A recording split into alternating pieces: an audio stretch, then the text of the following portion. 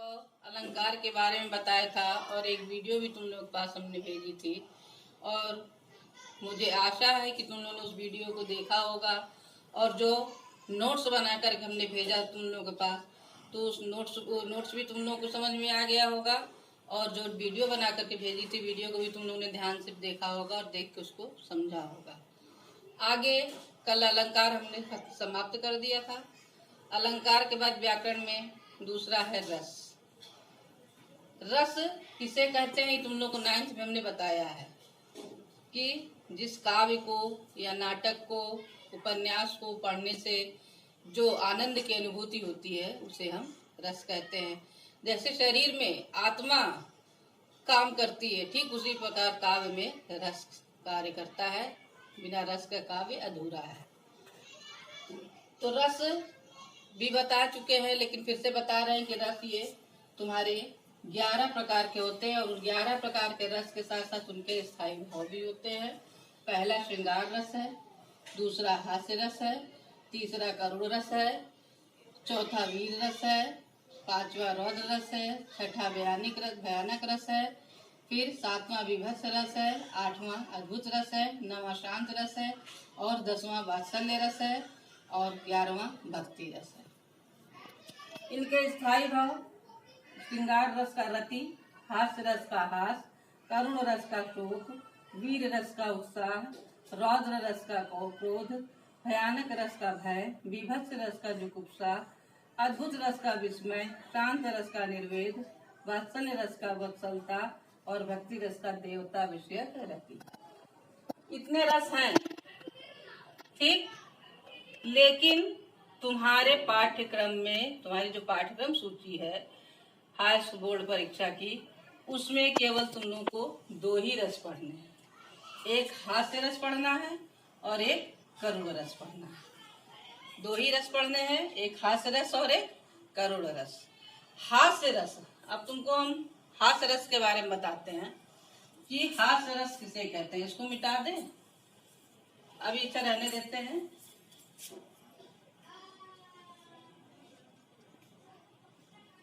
हास्य रस, तो हास्य रस पहले हम पढ़ेंगे। हास्य रस, हास्य रस से, हास्य शब्द से ही पता चल रहा है कि विनोद।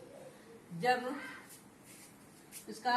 इसकी परिभाषा है, जब किसी व्यक्ति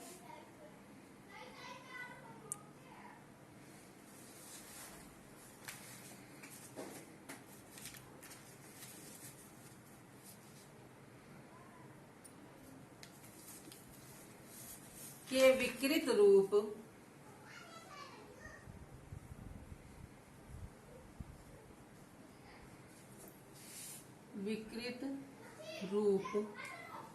आकार, वेशभूषा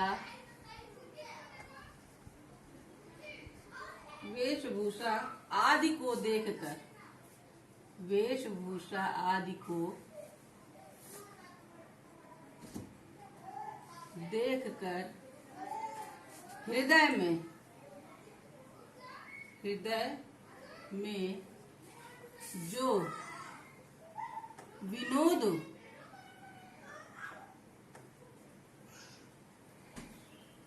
जो विनोद या आनंद उत्पन्न होता है,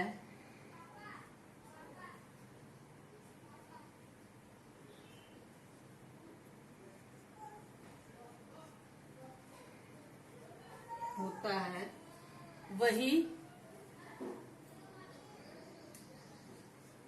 हास्य रस कहलाता है।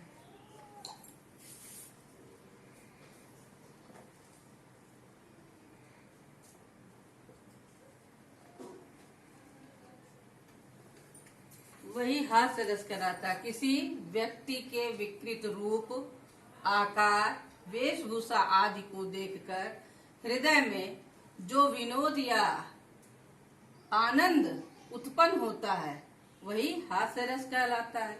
अब हास्य रस का स्थायी भाव क्या होता है? तो हास्य रस का स्थायी भाव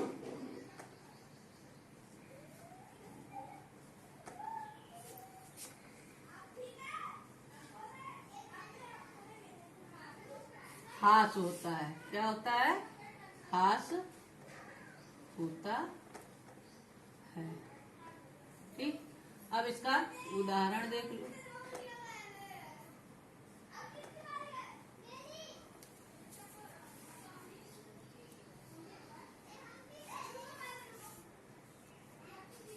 शीश पर गंगा हंसे, शीश पर गंगा हंसे, भुजनी भुजंगा हंसे, भुजनी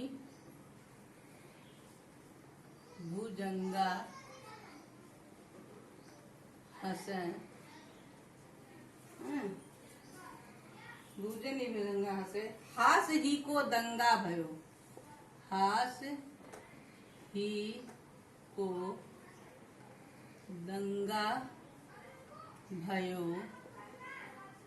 नंगा के विवाह में, नंगा के विवाह में। अब यहाँ उदाहरण से ही समझ में आ रहा है। शीश पर गंगा हंसे, शंकर जी के बारे में कहा जा रहा है। शंकर जी के जब बारात निकली थी तो शंकर जी के शीश पर गंगा जी विराजमान थी, वो हंस रही थी। उनके जो हाथ थे और गले पे क्या थी? भुजंगा, मतलब क्या कहते हैं, सर्प थे, है ना। और उसी तरह से जब इस तरह से जब कोई निकलता है तो उसका जब विवाह होता है, उस विवाह में जब कोई निकलता है तो वो नंगा टाइप का दिखाई देता है। तो उसकी शादी में लोग जब वो निकलता है तो सभी लोग क्या करते हैं? हंसते हैं। तो ये क्या हो गया? हास ही पर गंगा हंसे, शीश पर गंगा हंसे, भुजनी भुजंगा हंसे, हास ही को दंगा भयो, नंगा के विवाह में। यानी ये कौन सा रस हो गया? हास्य रस हो गया। स्पष्टीकरण लिखेंगे कि इस काव्य में क्या हो रही है? हृदय में आनंद की अनुभूति हो रही है। किसकी अनुभूति हो रही है? आनंद की अनुभूति हो रही है। अतः यहाँ हास्य रस है। ठीक हो गया। एक और उदाहरण देखो, दूसरा उदाहरण हास्य रस का। इसके बाद हम होमवर्क जो देंगे उस होमवर्क में भी हम पहचानने के लिए देंगे कौन सा हास्य रस है, कौन सा करुण रस है। एक उदाहरण और देख लो। वृंद के वासी उदासी तपो व्रतधारी, उदासी तपो व्रतधारी महामुनि, महामुनि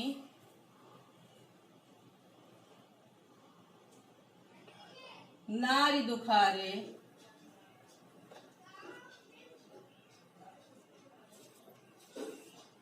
गौतम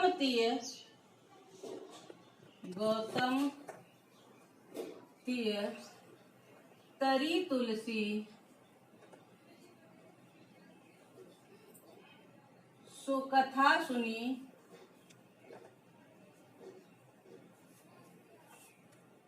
भय मुनि वृंद सुखारे।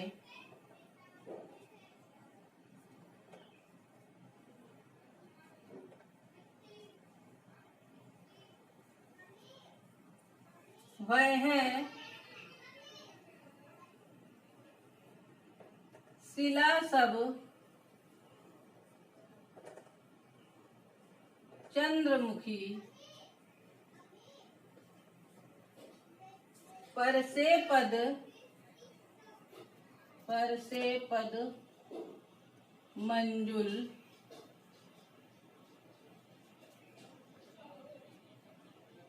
कंज तिहारे।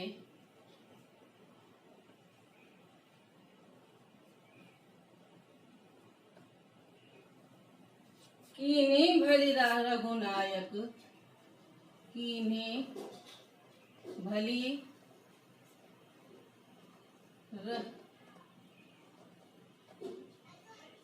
रघुनायक, कीन्हे भली रघुनायक जू, करुणा करे कानन को पगुधारे, कानन को पगुधारे। अब देखो यहाँ भी पता चल रहा है सरस, कैसे पता चल रहा है? विंध्य के वासी उदासी तपो व्रतधारी महामुनि नारी दुखारे। जो विंध्याचल पर्वत पर जो तप करने वाले मुनि थे, वो अपनी पत्नी के लिए क्या थे? पत्नियों के लिए दुखी थे। लेकिन तभी उन्होंने क्या सुना? गौतम तिय तरि तुलसी कथा सुनी भय वृंद सुखारे। जब उन्होंने सुना कि गौतम ऋषि की जो पत्नी थी, वो उनको श्री रामचंद्र जी ने क्या किया था? पत्थर बन गई थी, शिला बन गई थी। पत्थर से उनको नारी बना दिया था। पत्थर बनने के बाद से, पत्थर के बाद से नारी बन गई थी। तो ये जब जाने मुनि लोग तो बड़े खुश हुए। पूरे मुनिगण, मुनि वृंद मतलब पूरे मुनियों का जो समूह था, बड़े खुश हुए। क्यों खुश हुए? क्योंकि उन्होंने ये सोचा कि वह है शिला सब चंद्रमुखी। क्यों कि जितनी भी यहाँ शिलाएं पड़ी हुई, पत्थर पड़े हुए, जब श्री रामचंद्र जी यहाँ वन में आएंगे, जब सुने कि रामचंद्र जी वन में जा रहे हैं, कानन को पगुधारे मतलब कानन मतलब वन में अपने पैर रखने जा रहे हैं, तो वो भी बड़े खुश हुए कि रघुनाथ जी ने यानी श्री राम जी ने बहुत अच्छा किया कि वो वन को आ रहे हैं। अब उनकी जो पैर से जो जितनी भी शिलाएं हैं, जितने भी पत्थर है, वो क्या होंगे? सारी पत्थर क्या बन जाएंगी? स्त्री खुद लिखोगी। अगर नहीं समझ में आएगा तब हमसे पूछना, हम बताएंगे। ठीक है? सबको समझ में आ गया होगा, हम उम्मीद करते हैं। हाथ से सबको समझ में आ गया होगा। अब अगला है करुण रस। करुण रस से भी पता चलता है करुण मतलब दुख। तो उसके बाद उसका भी इसी से परिभाषा इसी से बन जाती है कि प्रिय वस्तु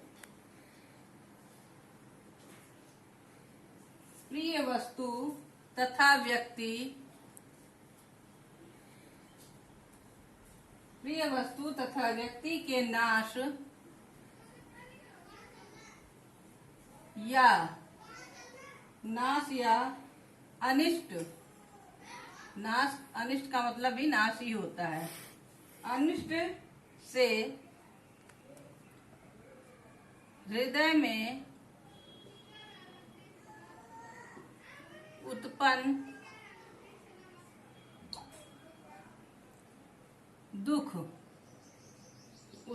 दुख क्या कहलाता है? करुण रस कहलाता है।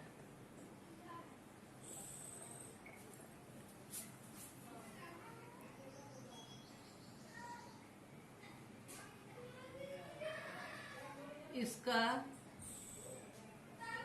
स्थायी भाव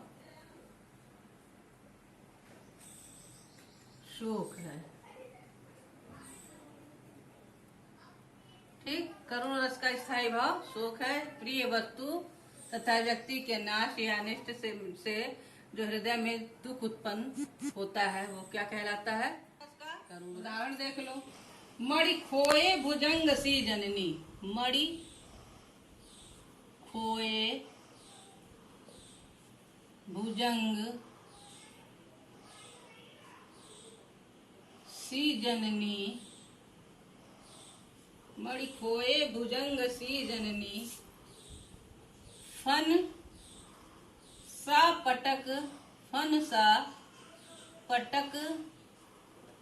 रही थी शीश, अंधी आज बनाकर मुझको, अंधी आज बनाकर मुझको, किया न्याय तुमने जगदीश, किया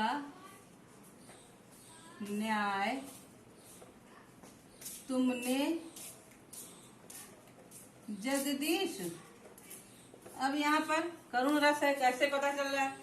कि जब श्रवण कुमार को तीर लगा था, दशरथ ने तीर मारा था, और उन्हें पता चला था कि उनका पुत्र मृत्यु को प्राप्त हो गया है, तब वो रो रही है। मणि खोए भुजंग सी जननी, जननी मतलब माँ। माँ ठीक उसी प्रकार से धरती पर अपना पटक पटक के सर रो रही है, जैसे एक मणि के खोने से एक सर्प जो है रोता है, अपने फन को पटकता है। ठीक उसी प्रकार से माँ भी दुखी है और वो ईश्वर से कह रही कि हे ईश्वर, जगदीश मतलब ईश्वर, हे ईश्वर, क्या तुमने हमें अंधा बना करके मेरे साथ न्याय किया है? यहाँ कौन सा क्या पता चल रहा है, कौन सा रस पता चल रहा है? दुख भरा हुआ है ये काव्य, तो ये इसका मतलब ये कौन सा रस हो गया? ये करुण रस हो गया। अब इसका स्पष्टीकरण भी हम उसी तरह लिखेंगे जैसे हास्य रस का लिखे थे।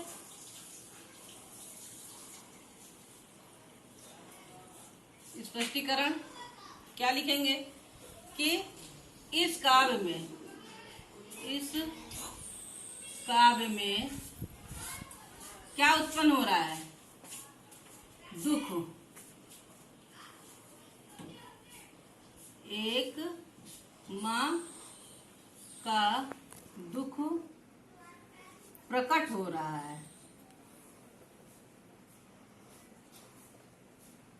अतः यहाँ करुण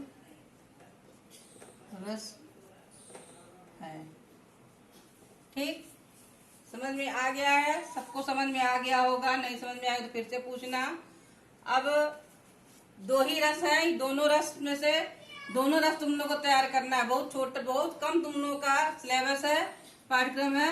दो ही रस इसमें तैयार करना है, दोनों रस अच्छी तरह से तैयार कर लेना। और इसके बाद से तुम लोग को हम होमवर्क दे रहे हैं, वो होमवर्क तुम लोग के उस पे व्हाट्सएप ग्रुप पे जाएगा, और ये जो लिखे हैं ये भी तुम लोग के व्हाट्सएप ग्रुप पे जाएगा, इसकी परिभाषा भी जाएगी। और जो होमवर्क दे रहे हैं उसको कॉपी में साथ साथ करते चलना।